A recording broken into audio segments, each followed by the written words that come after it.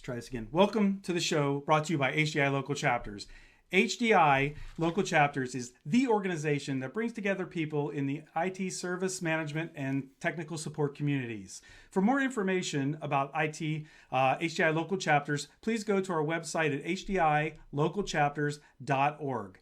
I am your show host, Tom Wilk, for today's episode of the HDI Local Chapters live stream. And I'm really excited today because it is our very first Technology Smackdown, where we talk about some kind of service or technology or whatever it is, and we bring in two or more people of opposing sides to talk, discuss, and debate about that issue. So today's episode is called iPhone versus Android. Yes, it is the only and true 2020 debate there is and probably has been for at least a decade. Today, our guests are David Saenz and Doug Rabold. Let me tell you a little bit about these two gentlemen. Doug is the founder and principal consultant of Bold Ray Consulting in San Antonio, Texas. He has been a speaker at numerous IT conferences for the past 5 years, including recently the HDI Support World Live Digital Experience that was held in November. Now, despite a career of dedication to focusing on process and not tools, Doug is a dedicated fanboy to the Android and has been for at least a decade since the Samsung Galaxy One has been released. Now, David is a graduate of the University of Texas at San Antonio. He is the manager of the desktop and mobile support teams at CPS Energy in San Antonio. CPS is the nation's largest municipality-owned utility. David is also a former HDI Analyst of the Year winner and a national finalist. And let me tell you, in the HDI community, David, that is awesome, right? He has spent 15 years in IT sharing his passion for enhancing the customer experience. Welcome to the show, guys. Thank you for having me. All right, so we talked about, and by the way, I told you guys this is going to be a short show, so I started the timer. We've got about 12 minutes, and as we talked about, this is about a technology difference between the iPhone smart platform and the Android smartphone platform. So let's get this thing started. David, so for you, why the iPhone instead of the Android? You know, iPhone versus Android, I'd pick the iPhone just for the fact that we need something that works in the enterprise. You want something that you can roll out, it's ready to go, you know what you're getting, there's no surprises, and it's the right way to go when you're using an enterprise phone in the environment. Doug, how about you? Obviously, from your background, you're definitely not an iPhone fanboy. Why the Android over the iPhone? Well, the reason I selected Android years ago is because I don't like being constrained and told how to use my device.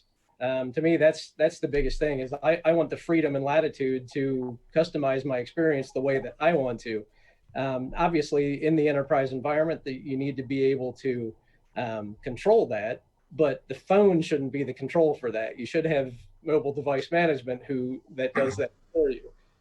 There's other ways to control the experience and control the security that doesn't rely on the phone itself. David, what do you say about that?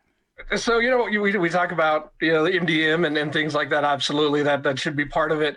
But, you know, when you send a device out with a user, you want to make sure that experience is consistent and it's going to be a solid experience. You don't want, you know, the jailbroke devices. You don't want anything that's going to jeopardize what you do every day. The iPhone gives you that. It gives you that stability. It gives you that company that you know is behind it. It's not a bunch of developers and a whole bunch of different platforms. They come out with a model, you know, they upgrade it and it works. I think, Doug, you know, when it comes to enterprise, you can't go wrong with the iPhone when it comes to stability. Come on. Well, okay, so there's a couple of things related to that, Dave. And one is, we're going to a BYOD world. I mean, that's just the reality. Everybody's working from home now. There is not going to be issuance of phones from companies for the most part going forward. It's all going to be BYOD. So in that bring your own device world, people are going to want to use Android, just like me. You know, I'm not going to go out and buy an iPhone just because I have to have one for BYOD. The other thing to that is, you know, you want to talk about automatic upgrades and all that. You look at the Google Pixel, and those upgrades roll automatically. Those are live. They're pre-tested by Google. It goes out automatically. You get the live, most recent, most updated, and most secure version of OS. So Doug, what about supportability then? You talk about BYOD, you talk about, people needing help with their device, right? When it comes to supportability on an iPhone, every iPhone generation, every time they come out with something, you know where things are, you know where to find them, you know where to get the settings. When an Android device, they could be anywhere. You're searching all over the place for things. When it comes to supporting something in enterprise, I need to be able to do it, I need to be able to do it quickly, I need to be able to repeat it. I don't think I can do that with Android. Well, and so that really comes down to what your BYOD policy is. I mean, that's not phone related. That's policy and procedure. That's purely process related. You construct and build a BYOD policy that says, hey, if it's a phone that we don't have awareness of, if it's off the list, so to speak, I'm not saying that it's free form. You go for anything out there in the Android environment, because obviously you need to look for something that has some standards associated with it. So you guys, go ahead. Yeah, Finish up. I was just going to say, along those lines, you can find that list. And once you go off the list, then maybe it's best effort. Yep. So you both talked about BYOD, and I was kind of thinking also, I'll ask you a question about this in a minute, but you all talking about BYOD, and someone in the chat said, hey, what about the Windows Phone? How does the Windows Phone play in between the Android and the iPhone? Oh, David, you're already laughing.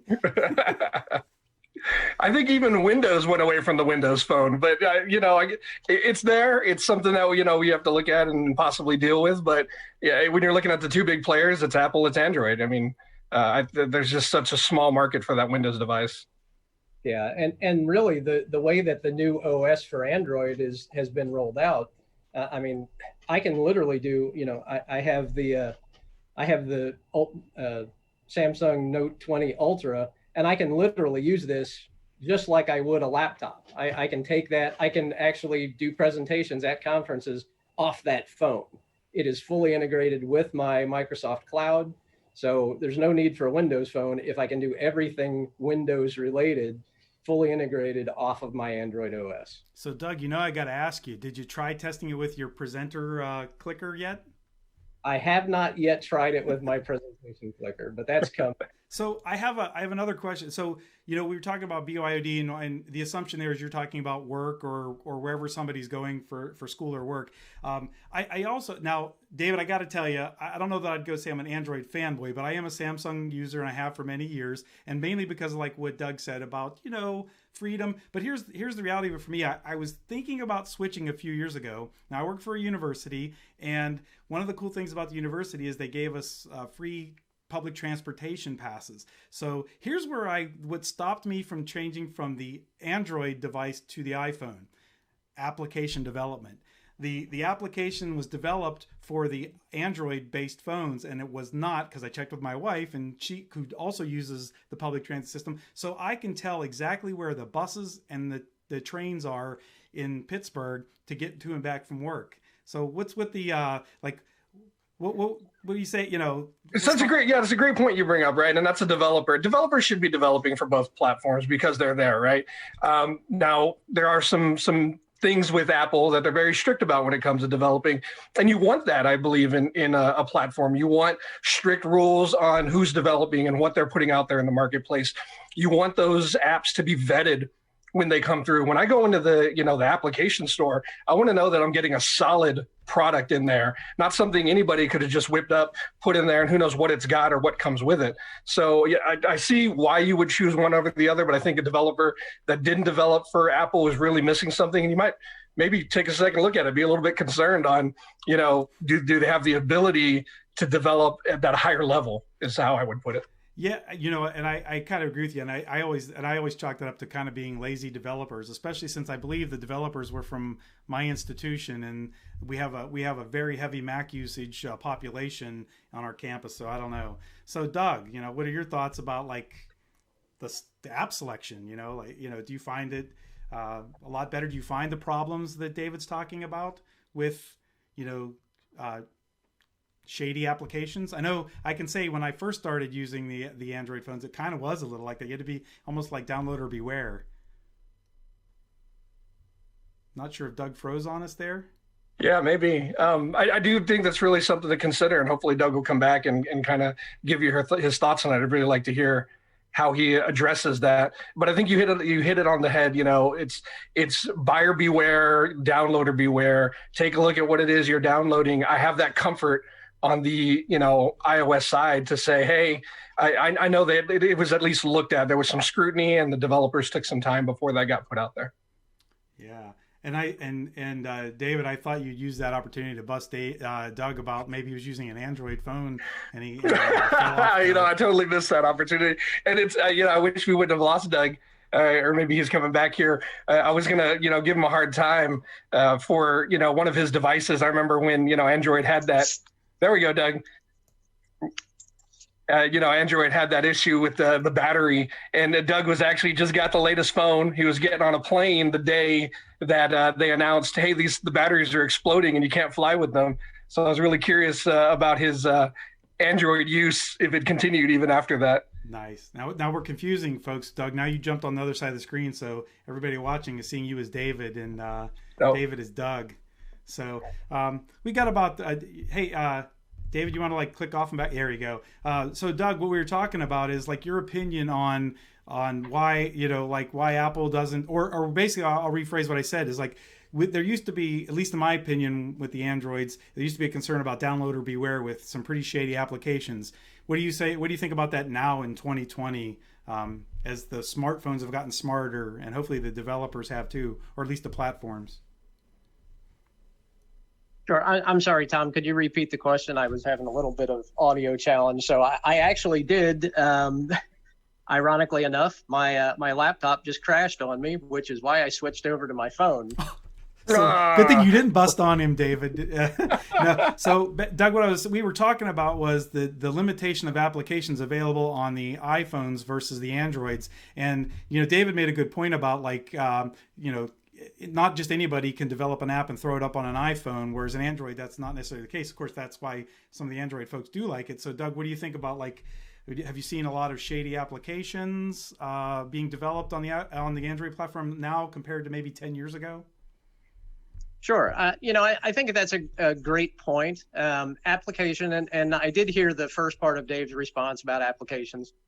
Applications, obviously, you need to be, anybody should be wary. And, iPhone has had insecure applications that got through their vetting process as well. The fact that there's a very open market with application development for Android means that you have to in the applications that you select. But one of the things that you want to do is, it's not always great to be a first adopter of a new application. Wait until other people have tried it and vetted it and make sure that you're not, I mean, you can look at the number of reviews of it. And, I honestly, I won't install anything that I see has less than 100,000 downloads and 20,000 reviews on it. And I look for 4 and 5 star reviews. It's just kind of like shopping on Amazon. Be careful. David, be judicious in how you select. Being that we're all in the technology field, David, and I'm not by any means an Apple Kool-Aid drinker, but that sounds like an Apple versus Windows argument, right? Apple it does a little bit, about it. And that's right. Hey, listen. And so that leads into, I think that really leads into kind of privacy, right? When you look at Apple, it's big on that privacy. They're not just sharing your data with anybody. They're telling you that, hey, your identity is secure with us. Your privacy is secure, and that's something you can count on. I don't believe you get the same with an Android device. It's really wide open on whatever it is that they're doing with that. Okay, so we've only got a few minutes left. Oh, there goes Doug dropping. Now he's on the other side. So we've got a few minutes left. The last question I have for both of you, it doesn't matter to me what side of the debate you're on, iPhone versus Android. What's with the $1,000 cost on these things, guys? Why so much? Why do they cost so much? There's legitimate reasons why. It comes down to if people are going to pay for it, they're going to sell it at that. I think really that's it. Sure, they put a lot of time and effort in developing it. It costs money for all the materials, but really, as a consumer, if we're going to pay $1,000 for a device, they're going to sell it for $1,000, and so it's a product of our own desire to have the latest model, no matter what it costs. Doug? So I would take that a step further.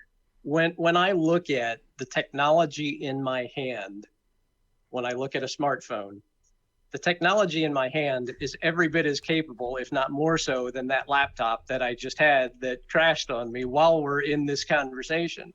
The fact that, I can dial back in within a minute using my Android device and get back on this stream and continue this conversation, that power is unheard of. And really, and this goes as much for iPhone as it does for Android.